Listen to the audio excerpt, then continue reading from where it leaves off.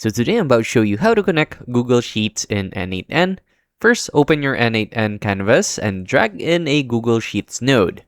Click into the node parameters and select Create New Credential. If you are on N8N Cloud, simply click the Google Auth option to link your account with one click.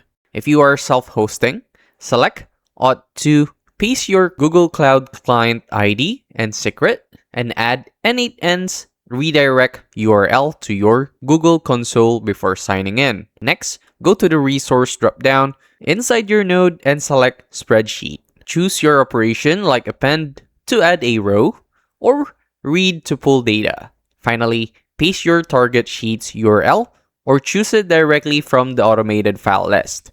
Map your incoming trigger variables straight into the data fields and hit execute to watch your spreadsheet update in real time.